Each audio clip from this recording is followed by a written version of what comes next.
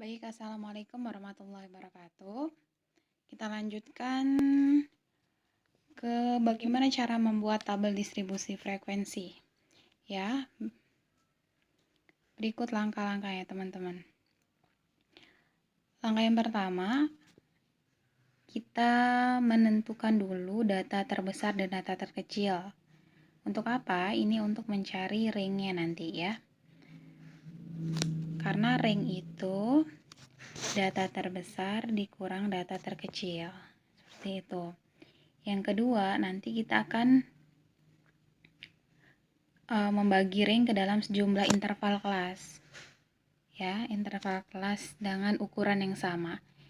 Ya, interval kelas itu yang kayak tadi 41 sampai 50, terus tadi 91 sampai 100 itu interval kelasnya ya.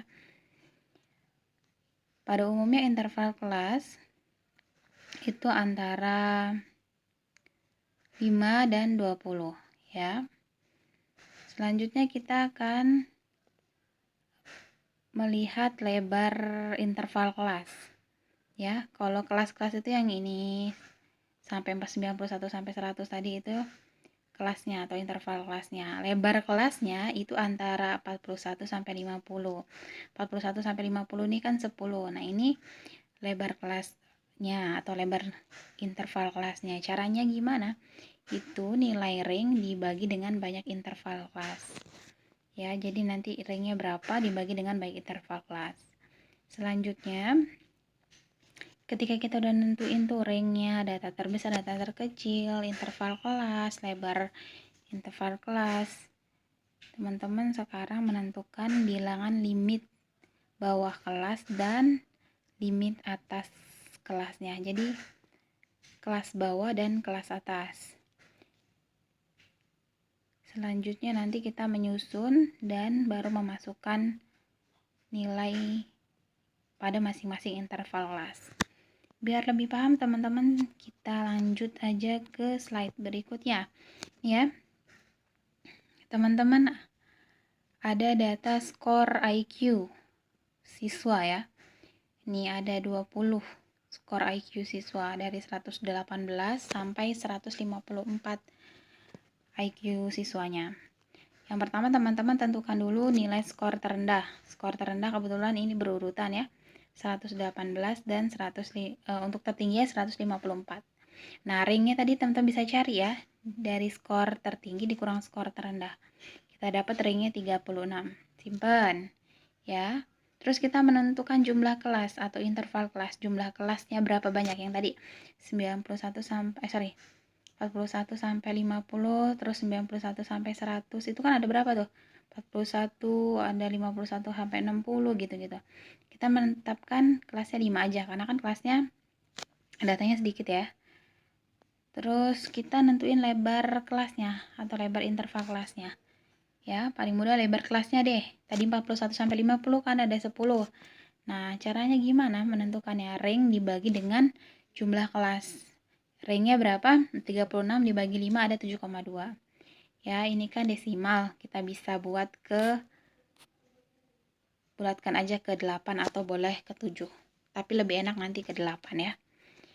Terus teman-teman menentukan batas kelas bawah. Ya, batas kelas bawah atau limit batas bawah boleh atau batas kelas pertama ya. Kelas pertamanya kita ambil aja yang mudah dari nilai terendah tadi 118 gitu. Ya. Terus nanti ketika menentukan lebar interval kelas tinggal ditambah aja dengan lebar interval kelasnya berapa tadi? 8. Berarti nanti 118 ditambah 8 kayak gini nih. Ini kan kelas bawah ya. Kelas bawah terus ditambah dengan lebar kelasnya tadi ya. Lebar kelasnya kita dapat 8. Berarti tinggal tambahin 8. 118 ditambah 8 berarti 126. Seterusnya 126 ditambah 8 134. Seterusnya 134 ditambah 8 142. Sampai diperoleh 5 kelas. 1 2 3 4 5 ya. Lanjut, nggak ada pertanyaan? Teman-teman lihat nih. Kita buat kelas kita seperti ini. Caranya supaya nggak tabrakan kan. Kalau di sini 126 juga, di sini 126 juga, nanti tabrakan. Caranya, kelas terbawah tadi kita tentuin dari nilai terendah 118. Kelas tertinggi untuk kelas pertama ini, tadi kan 126 kan ditambah 8. Ya, 126. Kita kurangkan 1 supaya nanti tidak ada data yang ganda atau bertabrakan. Jadi 1, 2, 5. Begitu seterusnya. Ini kan tadi 126 ditambah 8, 134. Dikurangin 1 jadi 133. Seperti itu seterusnya sampai diperoleh 5 kelas. Tadi kan kita menentukan kelasnya ada 5 ya. Kelasnya 5. Jadi kita peroleh 1, 2, 3, 4, 5. Biar lebih mudah teman-teman, silakan masukkan ke kolom ya di tabel yang sesuai. Lihat ya teman-teman ya. Ini kan tadi skor IQ-nya. Kita buat tabel nih. Tentuin tadi ngomongin apa? Skor IQ, berarti tuliskan skor IQ. Ya kan? Ini kan tabel frekuensi, berarti jumlah siswanya. Ya teman-teman ya. Jumlah siswanya. Tuliskan 5 kelasnya ini tadi. Dari 118 sampai 125, terus 150 sampai 157. Udah ya. Selanjutnya teman-teman silakan masukkan, hitung frekuensi masing-masing ya. Di kelas ini kita hitung ada berapa. Biar mempermudah dan gak ada data yang ganda, teman-teman bisa tambahkan kolom bantu seperti ini. Ya. Kita lihat 118 sampai 125. Ada berapa aja? 1, 2, 3, 4. Boleh ditulis ini 118, 123, 124 sampai 125. Berarti frekuensinya banyaknya untuk kelas ini ada 4. Nah, begitu seterusnya sampai diperoleh jumlah keseluruhan adalah 20. Ya. Kalau ada yang tidak tepat, berarti teman-teman harus melakukan perhitungan ulang. Selanjutnya, teman-teman buat fiksasi di tabel distribusi skor IQ siswanya. Ya, diperoleh tabel akhirnya adalah seperti ini. Inilah data tabel distribusi frekuensi. Ya, dari perhitungan kita tadi.